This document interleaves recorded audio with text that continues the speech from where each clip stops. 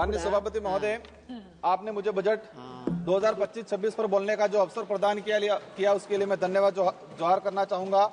मैं भारत आदिवासी पार्टी की तरफ से देश के आदिवासी, दलित, ओबीसी, मुस्लिम, अल्पसंख्यक, गरीब, मजदूर एवं इस देश में रहने वाला प्रत्येक गरीब वर्ग का व्यक्ति जो मानवता और भारत देश के संविधान में विश्वास करता है, उनकी तरफ से बोलने के लिए खड़ा हुआ हूं।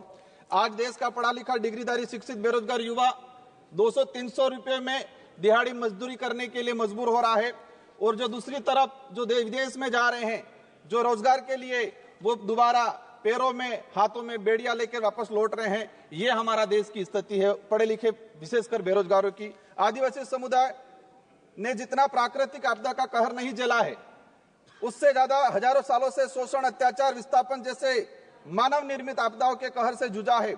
और उसका अगर उस आदिवासी समुदाय को आधुनिकता की लाइन में लाके खड़ा करना है तो विशेषकर एक आर्थिक पैकेज देने की आवश्यकता है, और साथ ही संविधान के अंदर जो प्रावधान है 5वीं अनुसूची और 6ठी अनुसूची का, और विशेषकर पैसा एक्ट को उसको धरातल पे लागू करने की सख्त जरूरत है।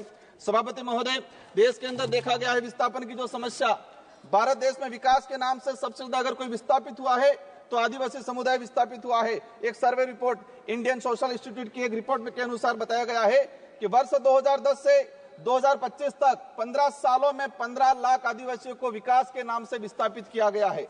वर्ल्ड बैंक की रिपोर्ट में बताया गया है कि विस्थापन आदिवासी समुदाय में से 50% आदिवासी परिवार पुनः विस्थापित नहीं हो पाते हैं। साथ ही भारत देश में एक सर्वे रिपोर्ट में आया है कि जो आदिवासी समुदाय है अपने जीवन काल के दौरान कम से कम 50% आदिवासी एक उम्र के अंदर 2 बार विस्थापित होते हैं। आजाद भारत में उस समाज को प्रताड़ित किया जा रहा है जिसका इतिहास का हर पन्ना खून से रंगा हुआ मिलेगा। क्योंकि आदिवासी जल जंगल जमीन की लड़ाई के लिए, देश की रक्षा के लिए मुगलों से, राजा रजवाड़ों से और अंग्रेजों से लड़ता आया, कभी झुका नहीं, लेकिन आज उनकी हालत बेहद बेहतर है।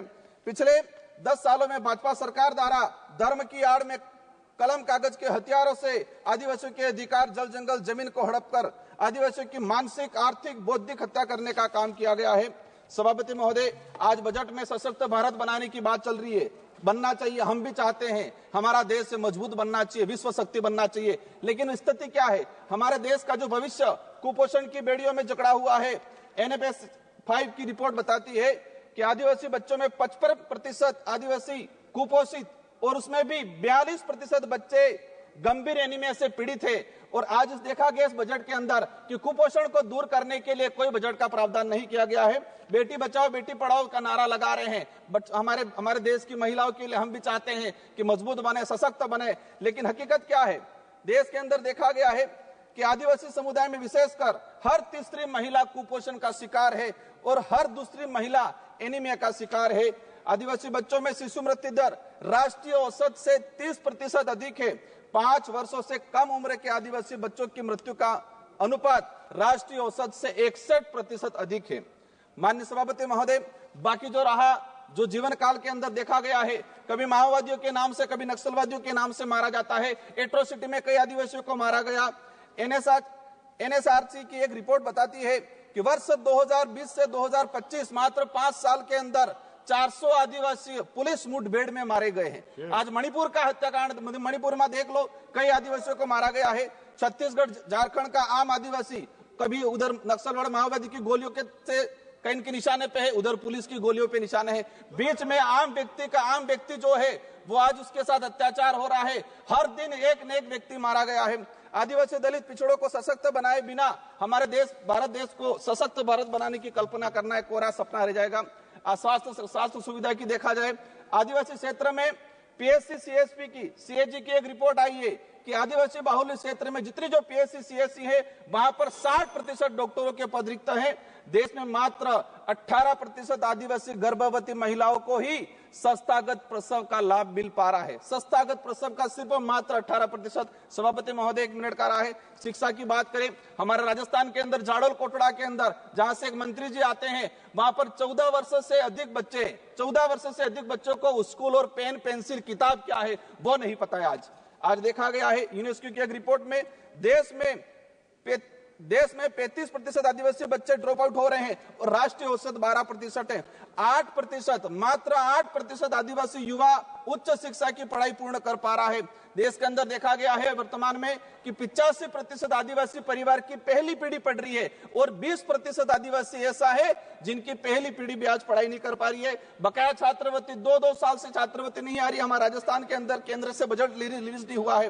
राष्ट्रीय विदेश छात्रवृत्ति योजना शुरू की 2013 के अंदर 20 बच्चे जा रहे थे आदिवासी समुदाय के, मैडम 1 मिनट का रहा है, और आज भी 20 बच्चे जा रहे। 2013 में हमारे देश से विदेश में 1,90,000 बच्चे पढ़ने जा रहे थे। आज 2024 के अंदर 13 लाख जा रहे हैं, लेकिन आदिवासियों के लिए वो 20 सीटें हैं, वही 20 सीटें आज तक वो बढ़ाई नहीं गई है। लास्ट में अंतिम में कहना चाहूंगा, नरेगा के अंदर इस बार देखा गया बजट कोई नहीं बढ़ा गया है। नरेगा की मजदूरी 200 रुपए मिल रही है, उसको 600 रुपए तक किया जाए और 100 दिन का जो रोजगार है वो 200 दिन तक किया जाए। साथ ही आंगनबाड़ी कार्यकर्ता से हर प्रकार की सर्वे करा जाते हैं, सेंट्रल गवर्नमेंट इसको हैंडओवर करे और आंगनबाड़ी कार्यकर्ता सहायिका को एक राजकीय कर्मचारी का दर्जा दिया जाए और उसको नियमित करके भुगतान किया जाए। जल जीवन मिशन की बात हो रही थी, लेकिन ट्राइबल इलाके के अंदर 27% टारगेट अभी तक पूरा हुआ है, वो भी सैंक्शन धरातल पे पानी नहीं पहुंचा है। अंत में कहना चाहूंगा, एकलव्य मॉडल की बात चल रही थी। हम चाहेंगे, अभी घोषणा के स्वागत करते हैं इस बात का, लेकिन उसको धरातल पे इंप्लीमेंट बहुत जल्दी होना चाहिए। किसानों की बात है, देखा गया किसानों पे गोलियां बरसाई जा रही। किसान क्या डिमांड कर रहा है? एमएसपी की डिमांड कर रहा है। किसान चाहता है जो खेत में जिस मेहनत से उसने कमाया है। सभा की कार्यवाही मंगलवार दिनांक 11 फरवरी 2025 को प्रातः 11 बजे तक के लिए स्थगित की जाती है।